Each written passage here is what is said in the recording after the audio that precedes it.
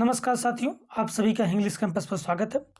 आज के वीडियो में हम बात करेंगे जैनेंद्र कुमार जी के जीवन परिचय, रचनाएं और उनके उपन्यास त्यागपत्र के विषय में।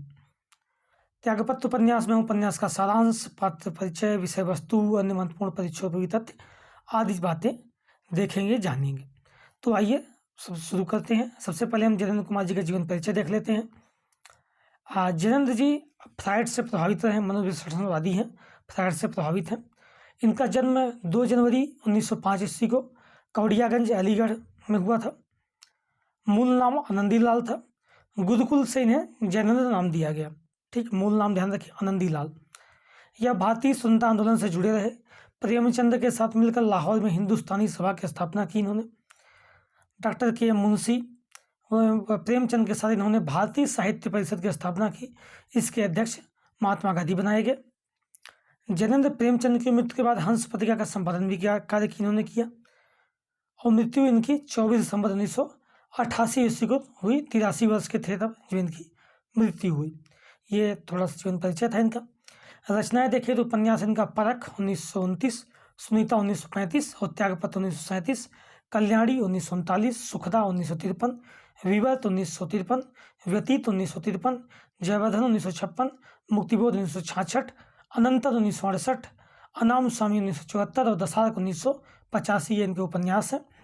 चूँकि हम त्यागपत्र उपन्यास भी बात करेंगे और उपन्यास है MP assistant professor, Rajasthan assistant professor, अन्य जगह जहाँ भी लगाया हुआ है, तो इनके सारे उपन्यास आपको क्रम से याद होने चाहिए। उपन्यासों से प्रश्न पूछे जा सकते हैं। इसके अलावा कहानी देखिए, कहानी और कहानी संग्रह तो फांसी 1929, वातायन 1930, नील देश की राजकन्या 1933, एक रात 1934, दो चिड़िया 1935, पाजेब 1942 और जयसंधि 1949 इनकी कहानी संग्रह है। निबंध संग्रह की बात करें तो प्रस्तुत प्रश्न 1936, जड़ की बात 1945, साहित्य का श्रेय और प्रेम 1953, समय और हम 1962 ये इनके निबंध संग्रह हैं। ये और वे और मेरे भटका इनके संस्मरण है। जीवनी देखें तो अकाल पुरुष गांधी 1968 ईस्वी इनकी लिखी हुई जीवनी है। आलोचना ग्रंथ में कहानी, अनुभव और शिल्प, प्रेमचंद कृति व्यक्तित्व ये इनके आलोचना ग्रंथ है। 1966 ईस्वी में साहित्य अकादमी पुरस्कार दिया गया। यह मुक्तिबोध जो इनका उपन्यास है उसके लिए मिला था। पद्म भूषण 1971 ईस्वी में इनको दिया गया। ठीक, अब इसके बाद हम आते हैं त्यागपत्र उपन्यास पर। प्रकाशन वर्ष देखें तो 1937 ईस्वी में त्यागपत्र उपन्यास लिखा गया था। पात्र परिचय देख लेते हैं। पात्रों में पहला प्रमोद, यह उपन्यास का सूत्रधार है। यह जज होता है, जज के पद पर होता है, बाद में त्यागपत्र दे देता है। यह हमेशा चूंकि अपने पूरे जो उपन्यास की भूमिका उसमें तनावग्रस्त दिखाई देता है और दब्बू स्वभाव का संवेदनशील व्यक्ति होता है। मृणाल प्रमोद की बुआ है। उपन्यास का केंद्रीय पात्र है। बचपन में भावुक शरारती लड़की रहती है। यह इस अनमेल विवाह का शिकार होती है। घुटन भरी इसकी जिंदगी होती है। जीवन भर जीवन जीने के लिए व्यस्त होती है। पति द्वारा घर से निकाल दी जाती है इसको। यह प्रमोद से 4-5 वर्ष बड़ी थी। प्रमोद की बुआ थी ये। फिर शीला, यह मृणाल की सहेली है। इसी के भाई से मृणाल प्रेम करती है और बाद में विवाह कहीं और हो जाता है। शीला का भाई यह मृणाल का प्रेमी था, सिविल सर्जन था। चूँकि इसका मृणाल से विवाह नहीं हो पाता इसलिए आजीवन अविवाहित रहता है। फिर प्रमोद के फूफा मतलब मृणाल के पति, मृणाल के साथ द्वितीय विवाह था इनका। पहले इनका विवाह हो चुका था, दोबारा विवाह मृणाल के साथ हुआ। उम्रदराज थे, मृणाल से बड़े थे। मृणाल के चरित्र पर संदेह कर घर से बाहर निकाल देते हैं। मृणाल को मारते पीटते भी हैं, घर से बाहर निकाल देते हैं। कोयले का बनिया मृणाल को संरक्षण देता है, बाद में छोड़कर चला जाता है। जब मृणाल के पति घर से निकाल देते हैं, मृणाल को संरक्षण देता है, मृणाल के साथ रहता है। बाद में मृणाल इसके द्वारा गर्भवती भी होती है और फिर यह बाद में छोड़कर चला जाता है। राजनंदिनी, यह एक डॉक्टर की लड़की थी जिसे प्रमोद देखने गया था शादी के लिए। सतीश प्रमोद के कॉलेज का मित्र है, दोस्त है। प्रमोद के माता पिता भी पात्र हैं। माता पिता प्यार से मृणाल को मिनी कहते थे। रूढ़िवादी ख्यालों वाले दोनों दंपति थे। प्रमोद के पिता के 2 भाई एवं 3 बहनें थी जिनका जिक्र भी आता है। प्रमोद के माता पिता द्वारा मृणाल को बेड से प्रमोद के माता द्वारा मृणाल को बेड से पीटा जाता है। जब उनको पता चलता है कि मृणाल प्रेम संबंध के बारे में पता चलता है तो पीटा जाता है। अब महत्वपूर्ण बिंदु देख लीजिए उपन्यास का। यह मैं शैली में लिखा गया उपन्यास है। जो इसका पात्र है प्रमोद, उसके द्वारा पूरी कथा नरेटर है, उसी द्वारा सुनाई जाती है। ये मैथिली में लिखा गया है। उपन्यास 8 अंकों में विभक्त है। यह जैनेन्द्र का तीसरा उपन्यास था। यह सर एम दयाल जो जज होते हैं उनके निजी जीवन पर आधारित उपन्यास है। ये जैनेन्द्र भूमिका में लिखते हैं कि सर एम दयाल जज हैं जिन्होंने जजी से त्यागपत्र दिया और संन्यास ले लिया है। तो उन्हीं के जीवन पर उपन्यास ये है, जिनके बारे में कई सारी कहानियाँ जैनेन्द्र बताते हैं, भूमिका में विभिन्न पत्रिकाओं में छपी हुई हैं। उसी से कहानी का आधार बनाकर उपन्यास लिखते हैं। कथा वस्तु मूल संवेदना देख लेते हैं कि इसकी मूल संवेदना क्या है। वैवाहिक जीवन की विडंबना पर आधारित उपन्यास है। एक व्यक्ति से प्रेम, दूसरे से विवाह के कारण निर्वासित व अभिशप्त स्त्री की मानवीय कथा कही गई है। सामाजिक मर्यादा एवं स्वतंत्र विचारों का टकराव इसमें दिखाई देता है। पाप पुण्य की पारंपरिक विभाजन रेखा का चित्रण किया गया है। नारी मुक्ति की बात की गई है। अब हम एक बार आपको कथा की थोड़ी सी कथा वस्तु बता देते हैं, पूरे उपन्यास की सारांश उपन्यास में। उसके बाद हम अंकों के हिसाब से कुछ बातें करते चलेंगे। उपन्यास में प्रमोद जो कि जज है वर्तमान में, वो अपनी अतीत की बातों को याद करता है। बुआ के साथ बचपन की बातें याद करता है कि फिर उसकी बुआ होती है मृणाल, जो उसे बहुत प्रेम करती है। वो मृणाल के मतलब उसके दादा दादी प्रमोद के नहीं, मतलब मृणाल के माता पिता नहीं है। भैया भाभी मतलब प्रमोद के माता पिता के साथ वो रहती है। उसे उसकी दोस्त है शीला, उसके भाई से प्रेम होता है। और बाद में जब घर वालों को, माता पिता को कुछ पता चल जाते हैं कुछ बातें, उसका विवाह कहीं और कर दिया जाता है। जहाँ विवाह किया जाता है वो अपने पति से बाद में बता देती है कि मेरा प्रेम वहाँ था, मैं उससे प्रेम करती थी। तो उसे चरित्र पर संदेह करके घर से निकाल देता है। फिर वह एक बनिए के साथ रहती है, बनिए के यहाँ रहती है। बाद में बनिया भी छोड़ के चला जाता है। बनिए से भी वो गर्भवती होती है, अपने पति से भी गर्भवती रहती है। बाद में वो पुत्री मर जाती है। बनिए से भी गर्भवती रहती है और बाद में वो इलाज के भाव में वो पुत्री होती है और मर भी जाती है। प्रमोद बार बार उससे अपने घर आने के लिए बाद में बात करता है, लेकिन वो नहीं आती है। और इसी पूरे द्वंद्व में, सामाजिक मर्यादा में प्रमोद की जो बुआ है मृणाल, उस पर हट के कारण ये पूरा चलता है। और बाद में वह बहुत संघर्ष, बहुत ही गिरी हुई हालत में एक बस्ती में, मतलब जहाँ बहुत ही गंदी बस्ती में जीवन यापन करती हुई वहाँ पे मर जाती है। वहीं पे उसका लीला समाप्त हो जाती है। और ये पूरा बहुत ही द्वंद्व में बहुत ही अपने को जो प्रमोद होता है तो बहुत ज़्यादा खुद को दोस्त भी देता है, वो ग्लानि में होता है। बाद में त्यागपत्र दे देता है, संन्यास ले लेता है तमाम चीज़ों से। ये पूरे उपन्यास की कथा वस्तु है। हम अंकों के हिसाब से कुछ घटनाओं का जिक्र आगे बता रहे हैं आपको।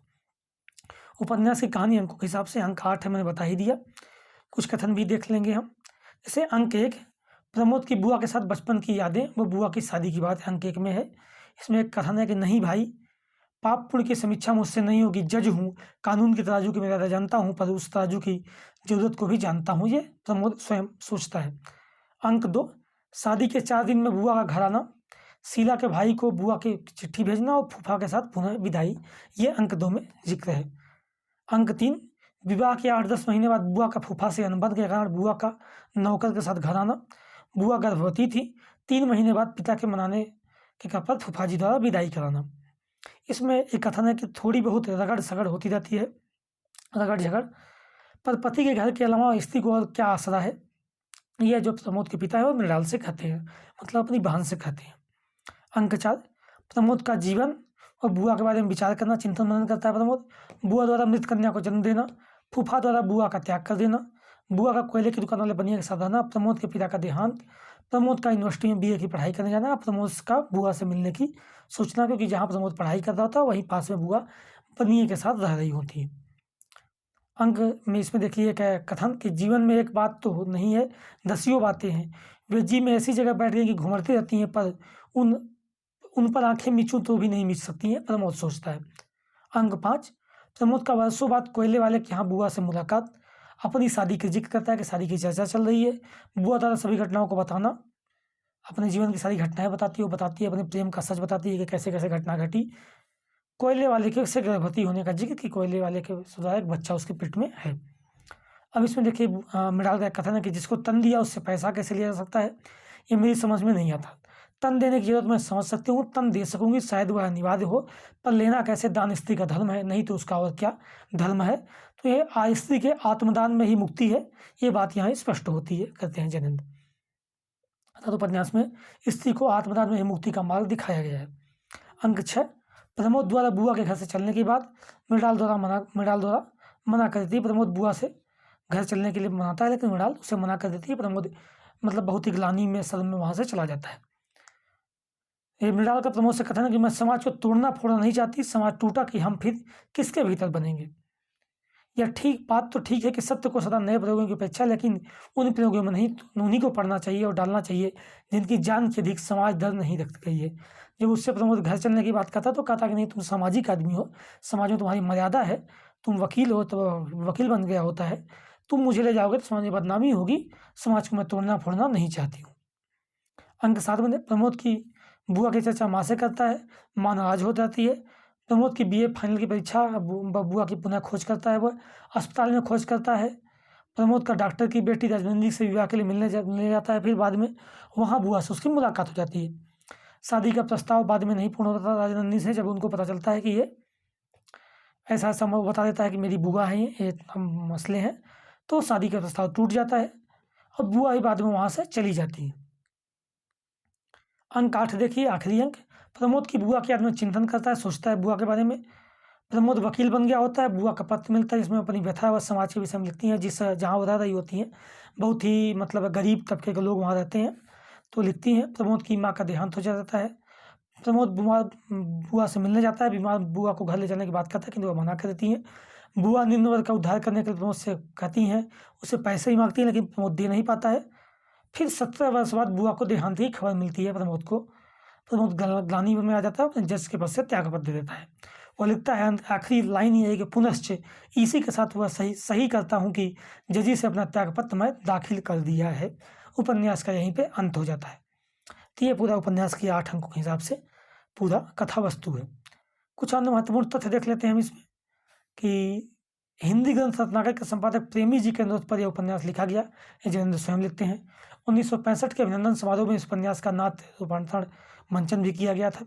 जयेंद्र को साहित्य अकादमी ने बधाई दिया, मुक्तिबोध उपन्यास के लिए दिया गया था। जयेंद्र को हिंदी में मनोविश्लेषणवाद उपन्यास का प्रवर्तक भी माना जाता है। ठीक है, तो ये त्यागपत्र उपन्यास और जयेंद्र कुमार के विषय में कुछ महत्वपूर्ण तथ्य थे जो कि आपके परीक्षा की दृष्टि से महत्वपूर्ण है। एमपी असिस्टेंट प्रोफेसर और राजस्थान असिस्टेंट प्रोफेसर और अन्य परीक्षाओं में त्यागपत्र उपन्यास लगा हुआ, उनसे प्रश्न पूछे जाते हैं। ठीक है, धन्यवाद।